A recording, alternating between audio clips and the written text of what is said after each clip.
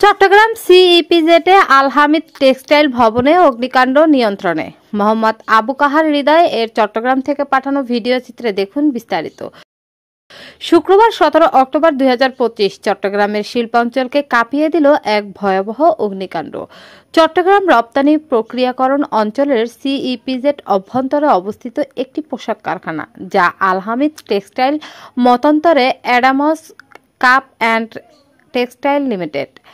সিইপিজেডের 5 নম্বর রোডে অবস্থিত আল হামিদ টেক্সটাইল পোশাক কারখানায় ভয়াবহ অগ্নিকাণ্ডের ঘটনা ঘটেছে। বৃহস্পতিবার দুপুর 2টার দিকে কারখানার গুদাম থেকে আগুনের সূত্রপাত হয় বলে জানা গেছে। অগ্নিকাণ্ডের খবর ছড়িয়ে পড়লে কর্মচারীরা দ্রুত ভবন থেকে বের হওয়ার চেষ্টা করেন।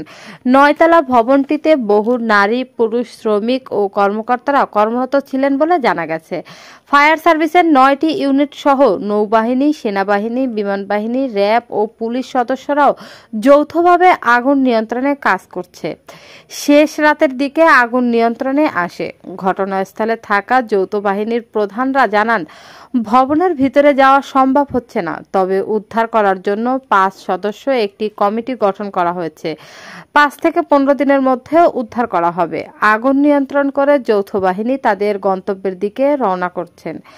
অগ্নিকাণ্ডের আগে সকাল 8:30 থেকে শ্রমিক নিয়োগ নিয়ে শ্রমিক ও ব্যবস্থাপনা কর্তৃপক্ষের মধ্যে তর্ক বিতর্ক ও সংঘর্ষের ঘটনা ঘটে। শ্রমিকদের অভিযোগ, কারখানার কিছু কর্মকর্তা আত্মীয় স্বজনদের চাকরিতে নিয়োগ দেওয়ার চেষ্টা করছিলেন।